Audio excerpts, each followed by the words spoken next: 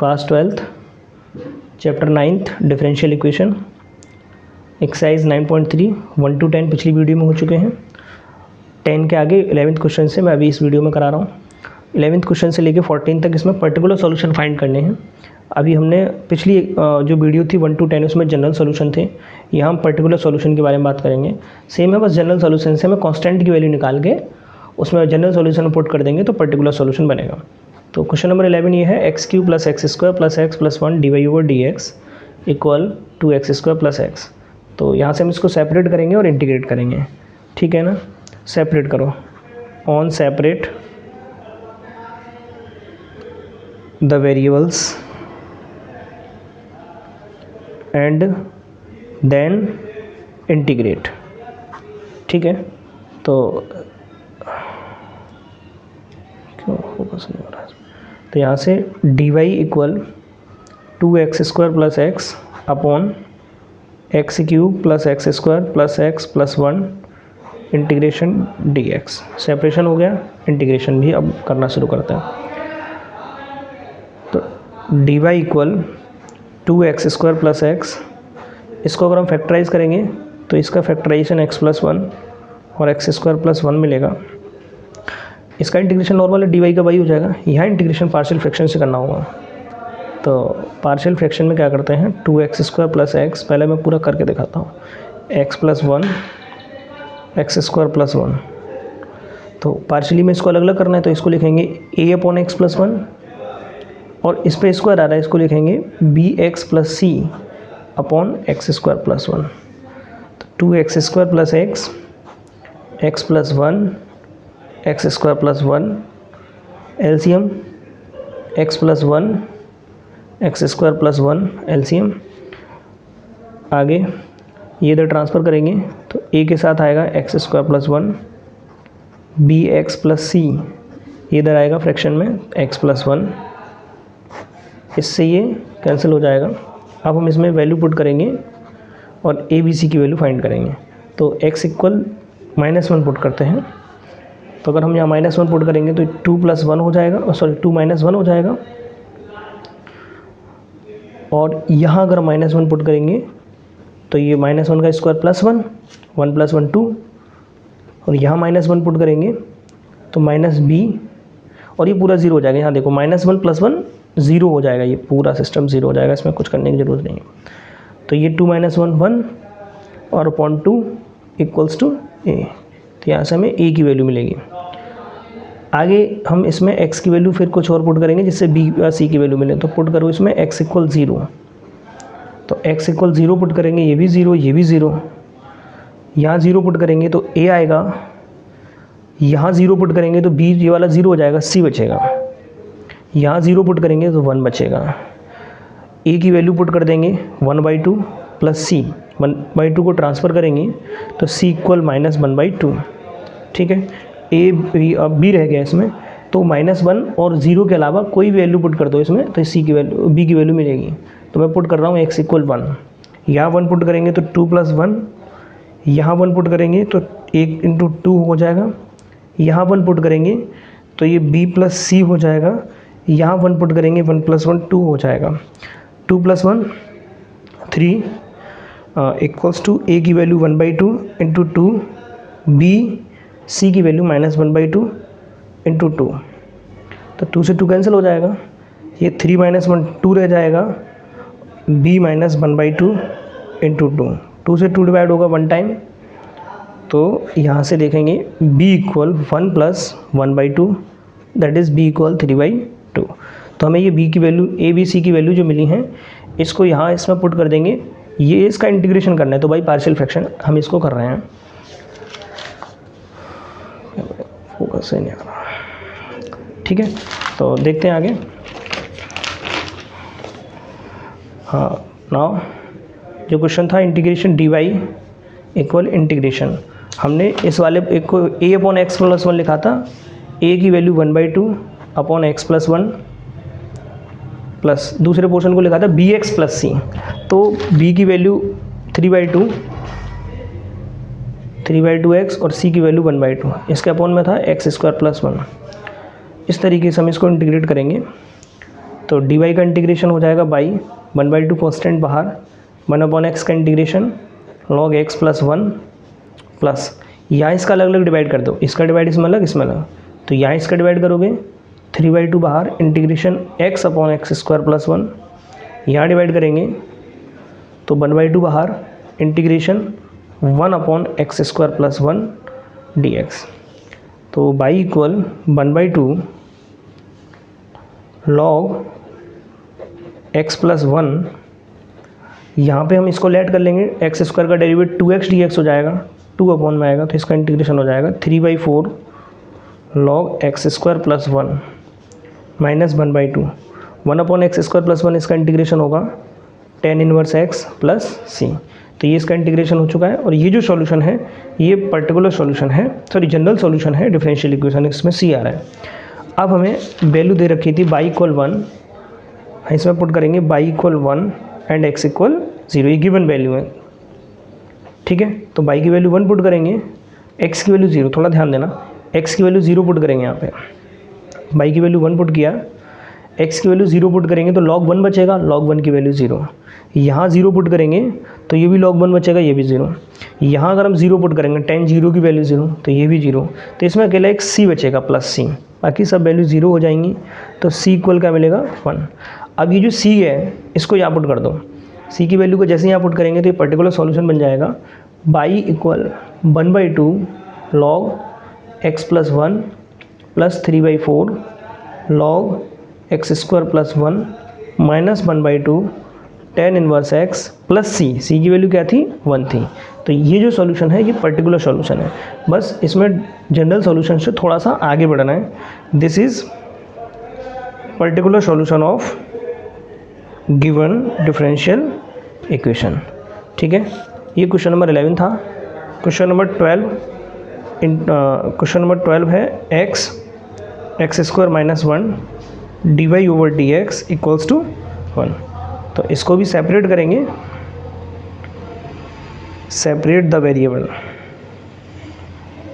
Variable करेंगे तो ये dy dx ऊपर आ जाएगा, नीचे आ जाएगा x and x square minus 1।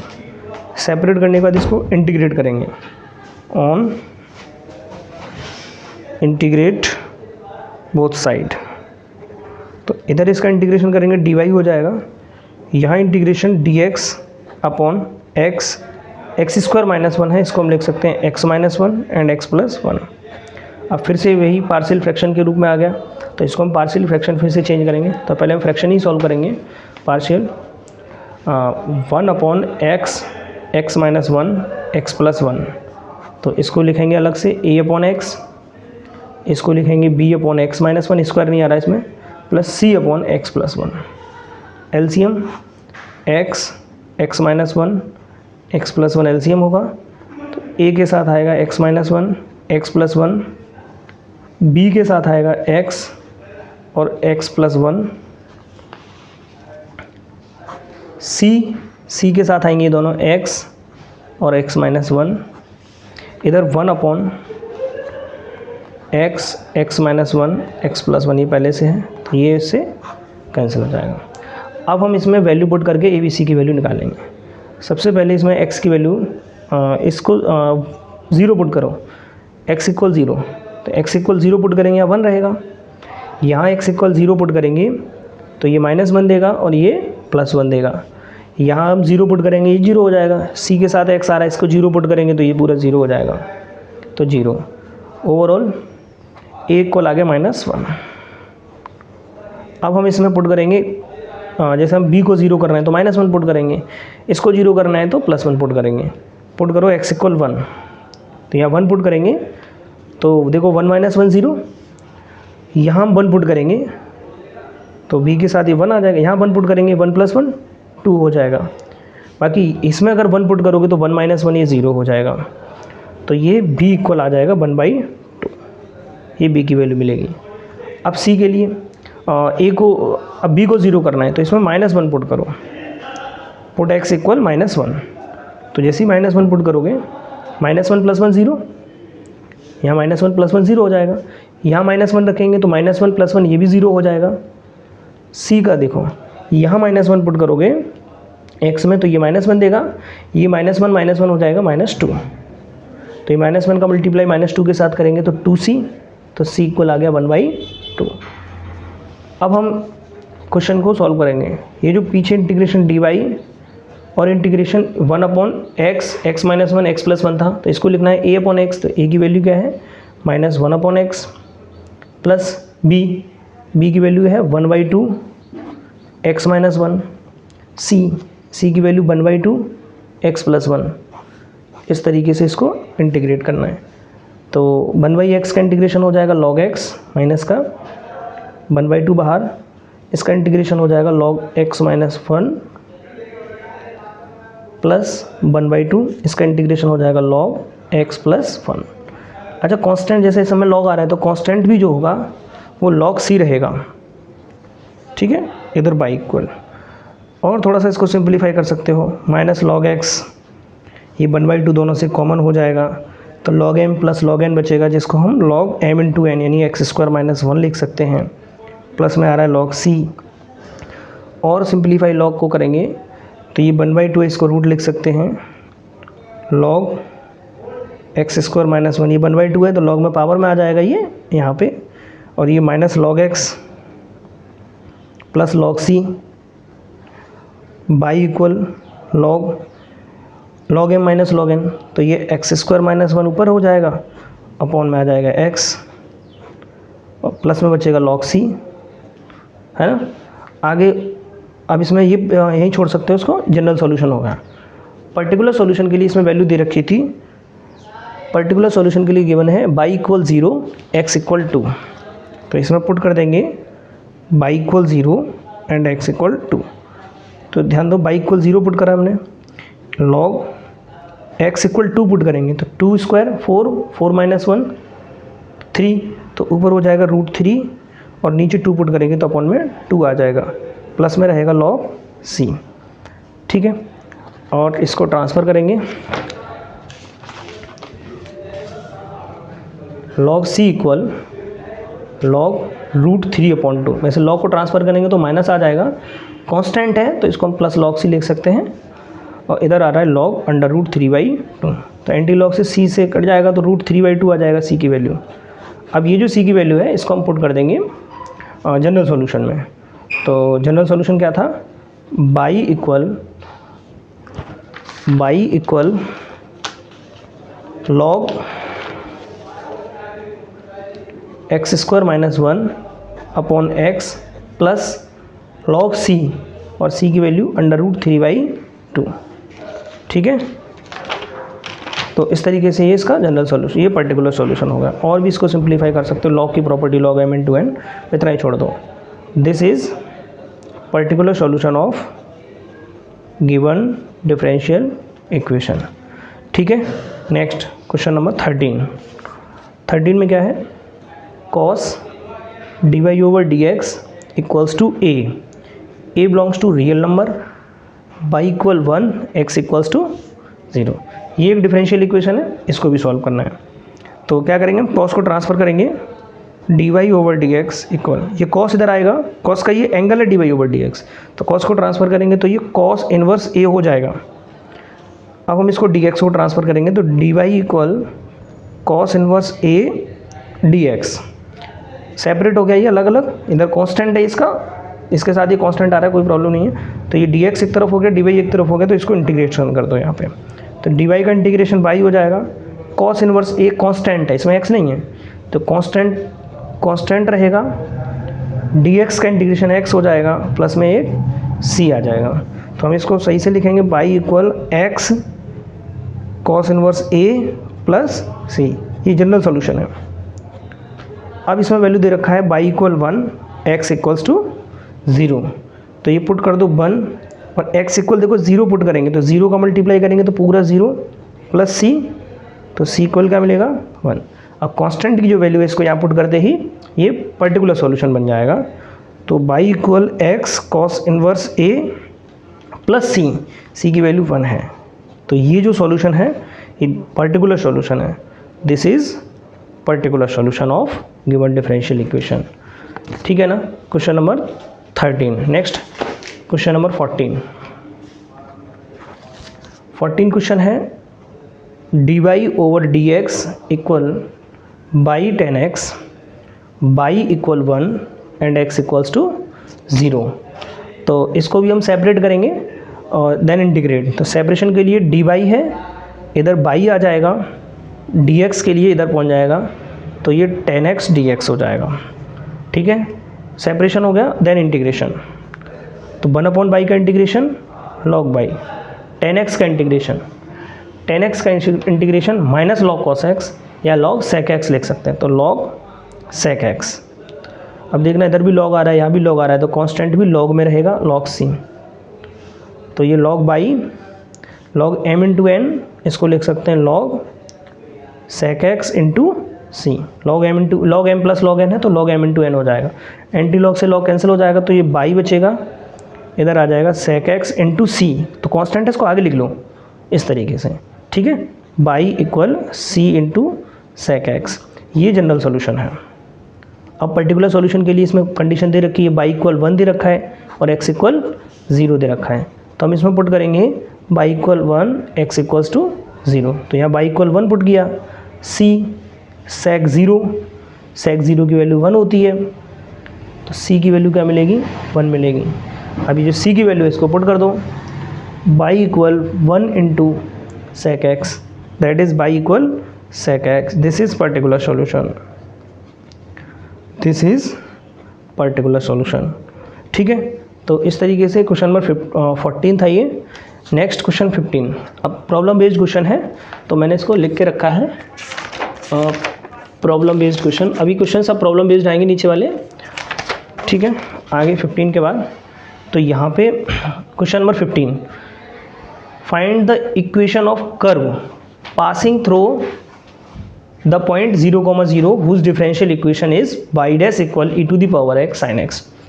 Question का मतलब है एक ऐसे कर्व की इक्वेशन बताइए जो 0,0 से पास करे और उस कर्व का differential equation y dash equal e to the power x sine x है। कर्व का डिफरेंशियल इक्वेशन है ये। ठीक है, तो हमें कर्व की इक्वेशन बतानी है, क्या रहेगी। ठीक है ना, जैसे वो एग्जांपल जब मैंने स्टार्ट कराया था तो बाई इक्वल mx लिया था, तो इसकी इसका जो डिफरेंशियल इक्वेशन था वो अलग था। तो ये कर्व है। अब हमें क्या है, पहले क्या करते थे हम, कर्व की इक्वेशन दी होती थी, वहाँ से डिफरेंशियल इक्वेशन बनाते थे। अब क्या कर रहे हैं, डिफरेंशियल इक्वेशन दिया है इसमें, y dash equal e to the power x sine x। यहाँ से हमें कर्व की इक्वेशन बतानी है और ये भी दिया है कर्व 0,0 से पास करेगा। ठीक है, तो देखते हैं डिफरेंशियल इक्वेशन क्या है। The given differential equation is this, y dash equal e to the power x sine x। Y dash means dy over dx equal e to the power x sine x। Transfer separate करेंगे तो dy equal e to the power x sine x dx। ठीक है, separate हो गया, dy हो गया, इधर dx आ गया, इधर x के सारे फंक्शन है। सेपरेशन होने के बाद इसको इंटीग्रेट करेंगे, ऑन इंटीग्रेट बोथ साइड। तो जब इधर इंटीग्रेशन करेंगे तो dy रहेगा, इधर इंटीग्रेशन करेंगे e to the power x sine x dx। dy का इंटीग्रेशन नॉर्मल बाई हो जाएगा, e to the power x sine x dx। Class में से मैंने कराए हैं, फिर भी मैं यहाँ कराता हूँ। ये जो इस टाइप के इंटीग्रेशन होते हैं इसको हम ऐसे लिखते हैं, i इक्वल ऐड करते हैं integration e to the power x sine x dx। ठीक है, एनसीईआरटी में से एग्जांपल भी है, जब इंटीग्रेशन टॉपिक पढ़ेंगे उसमें। तो एक वर्ड था इसमें, प्रोडक्ट इंटीग्रेशन बाई पार्ट होगा, तो वर्ड था ILATE, ILATE, ILATE inverse logarithmic algebraic trigonometric exponential. Exponential function सबसे लास्ट में आते हैं, तो ये एक्सपोनेंशियल फंक्शन है, इसको हमेशा सेकंड रखेंगे। और इससे पहले टी आ रहा है, ट्रिग्नोमेट्रिक फंक्शन, तो ये ट्रिग्नोमेट्रिक फंक्शन है, तो इसको फर्स्ट लिखना है और इसको सेकंड लिखना है। ये वर्ड का ध्यान रखना है। ठीक है, फर्स्ट सेकंड लेट करते ही टाइम अगर हमने फर्स्ट सेकंड को आगे पीछे लिख लिया फिर हमारा ये क्वेश्चन कभी नहीं होगा। इस टाइप के क्वेश्चन या जो इंटीग्रेशन बाई पार्ट वाले क्वेश्चन होते हैं उसमें फर्स्ट सेकंड अगर गलत हो गया फिर वो इंटीग्रेशन नहीं होगा।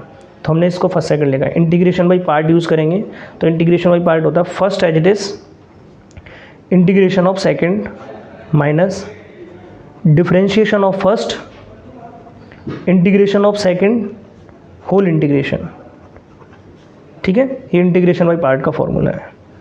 तो sine x e to the power x का integration e to the power x minus sine x का डेरिवेट हो जाएगा cos x, e to the power x का integration e to the power x again integration by equal, तो इसको हम लिखेंगे e to the power x sine x minus यहाँ से फिर से फॉर्मूला फिर से प्रोडक्ट आ रहा है, तो हम इसको फर्स्ट और इसको सेकंड लिखेंगे। माइनस लगाए तो इसमें ब्रैकेट यूज़ करेंगे। फिर से इंटीग्रेशन बाई पार्ट एक बार फिर यूज़ करूँ तो इंटीग्रेशन बाई पार्ट क्या था, फर्स्ट एज इट इज़ यानी cos x as it is, integration of second minus differentiation of first integration of second then whole integration. ठीक है, तो यहाँ पे एक बार फिर से फॉर्मूला यूज़ हुआ पूरा, तो i equal e to the power x sine x minus cos x, e की पावर x का integration e to the power x minus cos x का इंटीग्रेशन करेंगे, डिफरेंशिएशन करना है तो कॉस x का डिफरेंशिएशन माइनस साइन x, तो minus minus plus हो जाएगा ये साइन x, e की पावर x का इंटीग्रेशन e की पावर x, और ये फिर से इंटीग्रेशन लगाएं तो i equal e to the power x sine x minus, इसका माइनस का अंदर मल्टीप्लाई करो, ब्रैकेट हटाएंगे तो माइनस आएगा cos x e to the power x, यहाँ माइनस आएगा माइनस, अच्छा ये देखना यही तो i था, e to the power x sine x dx, i को हमने ये लिखा है ना, देखो e to the power x sine x dx ये i था, तो ये जो पूरा पोर्शन है ना ये i बन जाएगा, फिर से माइनस का मल्टीप्लाई किया इसलिए माइनस। अब हम इस माइनस i को ट्रांसफ़र करेंगे तो प्लस i हो जाएगा, i प्लस i, इधर इन दोनों से e to the power x common, तो यहाँ बचेगा sine x minus cos x, i plus i होता है 2i e to the power x sine x minus cos x, तो i equal 1/2 e to the power x sine x minus cos x। तो ये जो integration था e to the power x sine x dx, इसका integration कुछ इस तरीके से होगा, और मुझे लगता है इस क्वेश्चन में बस इंटीग्रेशन ही पूछा है कि इंटीग्रेशन किस तरीके से करना है। ठीक है, तो यहाँ हम थे इंटीग्रेशन पे, तो हमने इसको इंटीग्रेशन करने के लिए पूरा इस तरीके से एक स्टेप लिया और ये इंटीग्रेशन हो गया। अब फिर से हम इसी लाइन पे आएंगे, तो इस dy का इंटीग्रेशन क्या होगा, dy का इंटीग्रेशन हो जाएगा बाई, और इक्वल में जो e to the power x sine x था उसका इंटीग्रेशन हो गया 1/2 e to the power x sine x minus cos x, और प्लस में एक कांस्टेंट आएगा c। ठीक है, अगर हम यहीं तक छोड़ देते हैं तो ये जनरल सॉल्यूशन रहेगा। अब इसमें कर्व की इक्वेशन, ये भी कर्व की इक्वेशन होगी पर इसमें कांस्टेंट आ रहा है। इसमें क्वेश्चन में दिया है find the equation of curve which passing through origin, origin से पास करना है, तो ओरिजिन से अगर कोई इक्वेशन पास करेगी तो गिवन है origin means x equal 0 and y equal 0, 0,0 दिया भी है उसमें, तो x की जगह 0 y की जगह 0, तो यहाँ y की जगह 0 पुट करेंगे 1/2 e to the power 0 sine 0 minus cos 0 plus c, तो ये तो 0 ही हो गया है 1/2, ये पावर 0 वैल्यू 1, साइन 0 की वैल्यू 0, कॉस 0 की वैल्यू 1 प्लस c, तो यहाँ बचेगा 1/2 माइनस ओवरऑल माइनस 1/2 आ रहा है, इसको ट्रांसफ़र करेंगे तो c इक्वल प्लस 1/2। ठीक है, अब ये c इक्वल प्लस 1/2 इसको यहाँ पुट कर दो फर्स्ट इक्वेशन में, या जो जनरल सॉल्यूशन है, तो y equal 1/2 e to the power x sine x minus cos x plus c, और c की वैल्यू क्या है 1/2, तो चाहे तो हम 2 एलसीएम लेके इधर भेज सकते हैं, तो ऐसे 2y equal e to the power x sine x minus cos x plus 1, इस तरीके से भी लिख सकते हैं। ठीक है, तो ये पर्टिकुलर सॉल्यूशन बन गया, या जो कर्व की इक्वेशन थी वो ही आ गया। डिफरेंशियल इक्वेशन था by dash equal e to the power x sine x, sorry e to the power x sine x dx जो था डिफरेंशियल इक्वेशन, उसका ये सॉल्यूशन है, पर्टिकुलर सॉल्यूशन या इक्वेशन ऑफ कर्व। तो इसको लिखना this is required equation of curve. ठीक है, जो कर्व की इक्वेशन हमें फाइंड करनी थी वो है। तो इसमें मैं 5 क्वेश्चन ही रखता हूँ, अगली वीडियो में आगे के क्वेश्चन आएंगे। ठीक है, थैंक यू।